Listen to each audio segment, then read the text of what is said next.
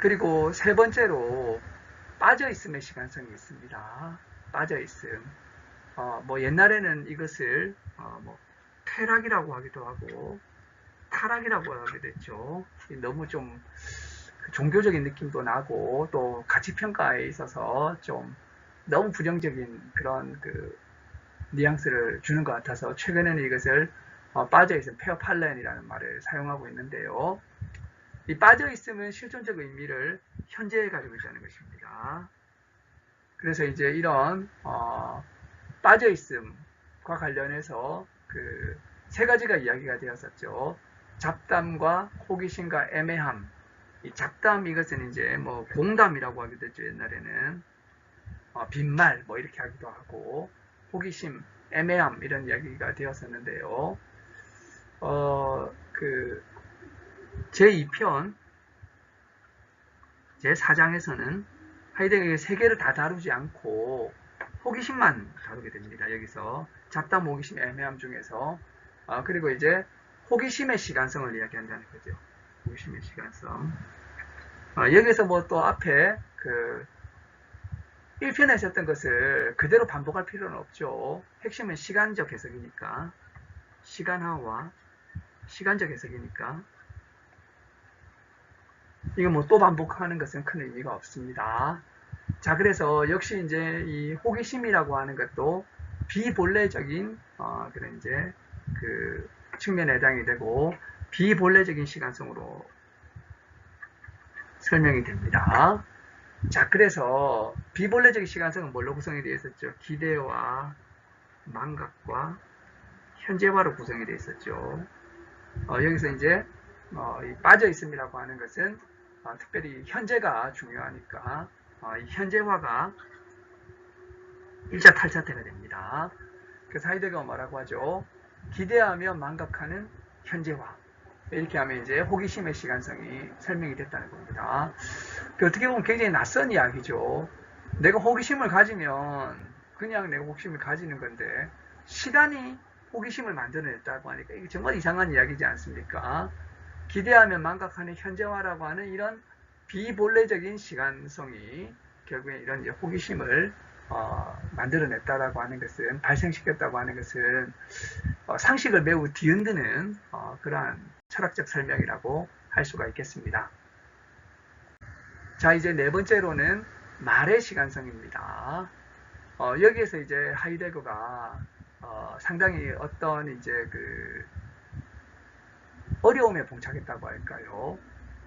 또 심오한 문제하고 연관이 되었다라고 그렇게 할 수도 있을 것 같습니다. 자, 우선 하이데거는 말이라고 하는 것은 이제 그 음성 발화를 의미한다기보다는 실존론적인 거죠. 레레라고 하는 것은 이런 이제 그 내존재에 있어서 하나의 구성틀에 속하고 굉장히 근본적인 겁니다. 이게. 자, 근데 이 말이라고 하는 것이 1차적으로는 어떤 특정 탈사태에서 시간화되지 않는다는 것입니다.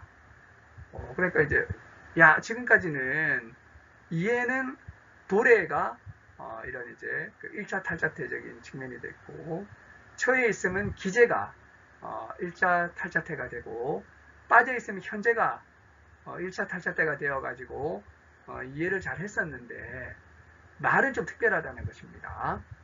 그래서 이제 어떤 특정 탈자태에서 시간화되지 않는데 하지만 현재가 우대받는 구성을 가지고 있다는 것입니다. 여기에서 그래도 현재가 우대를 받는다는 거죠. 그리고 이제 말은 그 자체로 시간적이라고 하이데거는 이야기하고 있습니다. 말이 그 자체로 시간적이다 이렇게 이야기하고 있다는 거죠. 이래서 이제 언어와 시간이라고 하는 매우 심오한 주제로 우리가 넘어갈 수 있을 것 같아요. 그러나 이제 이 말의 시간적 구성과 언어 형태의 시간적 성격에 대한 해설이 가능한데 이것은 지금 여기에서 하기엔 적당하지 않다는 것입니다. 이런 이제 어려운 이야기들은 존재와 진리의 원칙적인 연관 문제가 시간성의 문제틀에서 펼쳐졌을 때 이 어려운 존재를 시간적으로 이야기를 하고 진리를 시간적으로 이야기를 하고 존재와 진리의 이런 연관 문제를 시간의 문제로 풀어내는 매우 어려운 어떤 이제 과제가 달성된 다음에야 이 이제 그 언어와 시간이라고 하는 이 어려운 문제가 이야기가 될 수 있다는 거죠. 매우 어려운 주제라는 사실을 우리가 여기서 알 수 있습니다. 그래서 이것은 여기서는 다루지 않는다. 다만 현재가 우대받지 않겠는가 정도의 이야기만 하고 존재와 시간에서는 더 이상 이야기를 하지 않는다고 할 수 있겠다는 것입니다. 그래서 하이데거는 지금까지 했던 이야기들을 정리해주고 있습니다. 우선 이해라고 하는 것은 1차 탈차 때가 뭐였죠? 바로 도래였던 거죠. 도래적 측면이 있죠. 그래서 본래적인 것은 앞질러 달려감, 포로이피라고 하는 이런 이제 그 말로 보통 설명이 되는 앞질러 달려가는 이거죠. 포로이피. 그리고 이제 그 비본래적, 이거 본래적인 것이고요. 비본래적인 이제 도래는 기대함이었죠. 어쨌든 뭐 본래적인 그 도래인 앞질러 달려감, 이것이 이제 본래적인 이해의 1차 탈차태였고, 기대함이라고 하는 것은 비본래적인 이해의 1차 탈차태였다는 사실을 알 수 있습니다. 그러면 처에 있음이라고 하는 것은 1차적으로 기제에서 시간화된다는 거죠. 기제. 본래적인 기제는 반복, 비본래적인 기제는 망각이 되는 거죠. 빠져 있음은 시간적으로 1차적으로는 현재에 뿌리받고 있다는 것입니다. 본래적인 현재는 순간, 비본래적인 현재는 현재화라는 거죠. 하지만 이렇게 이제 삼중적인데 시간성은 개개의 모든 탈사태에서 전체적으로 시간화된다는 것입니다. 전체적으로. 이것은 이제 도래기제 현재라고 하는 것이 따로 있다가 조립되는 것이 아니고 이것은 이제 그 자체로 이런 이제 전체성을 가지고 있다는 것입니다.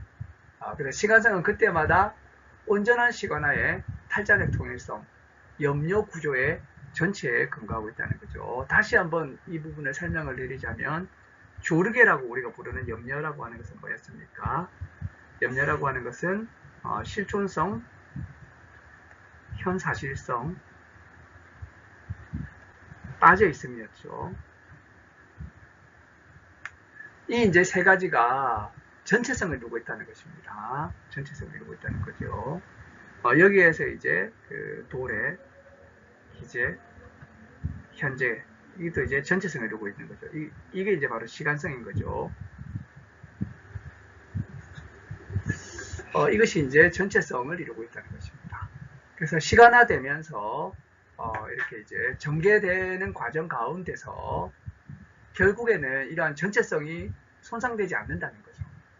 이걸 이야기하고 있습니다. 그래서 이제 시간화라고 하는 것은 탈자태가 서로 잇따름을 의미하지 않는다는 것입니다. 그래서 이제 우리가 뭐 과거가 먼저 있었고 현재가 지금 있고 미래가 나중에 있을 것이다 라고 하는 식으로 잇따름이 아니라는 것입니다. 도래는 기제보다 더 나중에 있는 것이 아니고 기제가 현재보다 먼저 있는 것이 아니라는 것입니다. 그래서 이제 과거, 현재, 미래 흔히 생각하는 이런 방식으로 되어 있는 것이 아니라는 것입니다. 한꺼번에 되어 있는 거예요. 한꺼번에. 그래서 이제 기제, 현재, 도래라고 하는 것이 이런 식으로 된 건 아니라는 것입니다. 기제가 먼저 있었고 현재가 있고 그리고 도래로 넘어간다가 아니라는 것입니다. 이것은 이제 탈자적 통일성을 두고 있다는 거죠. 그래서 한꺼번에 있는 것입니다. 이것이 이제 하이데거 시간에 있어서 굉장히 특별한 이제 그 측면이라고 할 수 있고요. 이런 이제 거기에의 여러 밝혀져 있음과 현존재의 실존적 근본 가능성들 그리고 본래성, 비본래성은 다 어디에 기초하고 있습니까? 시간성에 기초하고 있다는 거죠. 여러 밝혀져 있음, 현존재의 실존적 가능성, 본래성, 비본래성 이게 다 어디에서 유리한다는 겁니까? 바로 시간성에서 유리하게 된다는 거죠. 이걸 이렇게 설명하게 되면 이것이 바로 시간적 해석이 되는 것입니다. 이렇게 이제 사실은 이제 실존적인 이야기에서 시간의 이야기로 큰 틀의 이야기가 넘어왔다는 사실을 느끼실 수 있으리라고 생각이 됩니다.